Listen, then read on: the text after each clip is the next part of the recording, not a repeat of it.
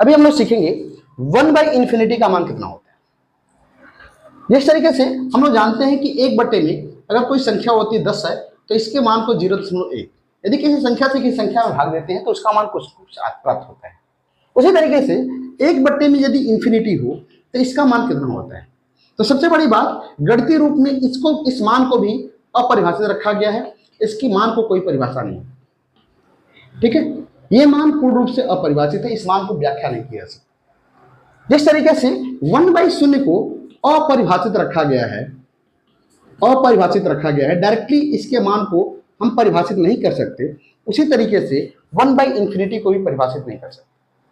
लेकिन गणितीय रूप के आधार पर, गणित के आधार पर इसे हम लिमिट के रूप में x टेंड टू इन्फिनिटी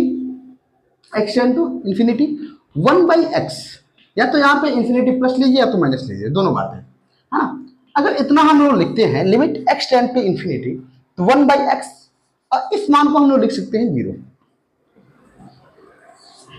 इस मान को हम लोग इस तरीके से 0 रख सकते हैं, क्योंकि लिमिट अभी हमने पीछे पढ़ा है 0 plus 1/x is equal to infinity, और limit x tend to 0 minus plus है। ठीक है, 1/x इज इक्वल टू कितना पड़ा है, माइनस इतना। ठीक है, तो 1/0 और 1/∞ के मान को डायरेक्टली नहीं परिभाषित किया जा सकता, लेकिन लिमिट के अंतर्गत इस मान को पूर्ण रूप से व्याख्या की जा सकती है। तो गणितीय रूप में इसका मान परिभाषित है नहीं, लेकिन लिमिट के अंतर्गत, लिमिट के आधार पर इनकी परिभाषा रखी जाती है, इनका मान रखा जाता है। ठीक है, ऐसे ही कॉन्सेप्ट समझने के लिए विद्यावृक्ष चैनल को सब्सक्राइब कीजिए और जुड़ जाइए हमारे साथ।